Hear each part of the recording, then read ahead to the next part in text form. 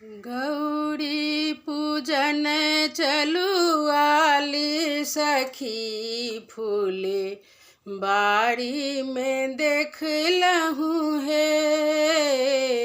गौरी पूजन चलुआली सखी फूले बाड़ी में देखलहूँ हे। फुलबाड़ी में देखलहूँ, फुलबाड़ी में देखलहूँ, फुलबाड़ी में देखलहूँ, फुलबाड़ी में देखलहूँ।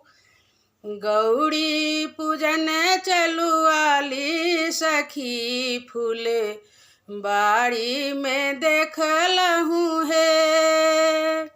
बेली के देखलहूँ, चमेली के देखलहूँ, बेली के देखलहूँ, चमेली के देखलहूँ। बिहुसैत कुसुम कियारी सखी फूले बाड़ी में देखलहूँ हे।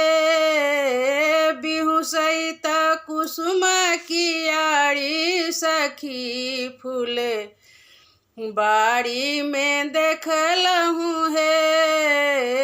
गौरी पूजन चलुआली सखी फूले बाड़ी में देखलहूँ हे। राम जी के देखलहूँ, सिया जी के देखलहूँ, राम जी के देखलहूँ, सिया जी के देखलहूँ। दोनों के मन में यारी सखी फूले बाड़ी में देखलहूँ हे। दोनों के मन में यारी सखी फूले बाड़ी में देखलहूँ हे। गौरी पूजन चलुआली सखी फूले बाड़ी में देखलहूँ हे।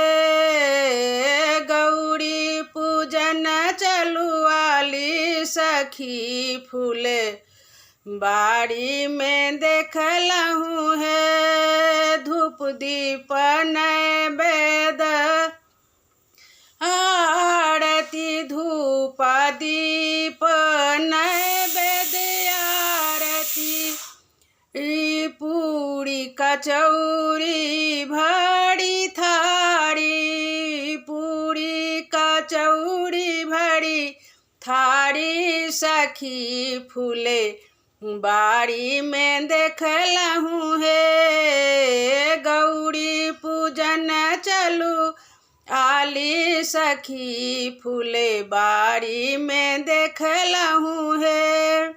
गौरी के पूजी पूजी भाग जे मंगलहूँ, गौरी के पूजी पूजी भाग जे मंगलहूँ। बर भेटल धनुषधारी सखी फूले बाड़ी में देखलहूँ हे। बर भेटल धनुषधारी सखी फूले बाड़ी में देखलहूँ हे। गौरी पूजन चलुआली सखी फूले बाड़ी में देखलहूँ हे। गौरी पूजन चलुआली सखी फूले बाड़ी में देखलहूँ है।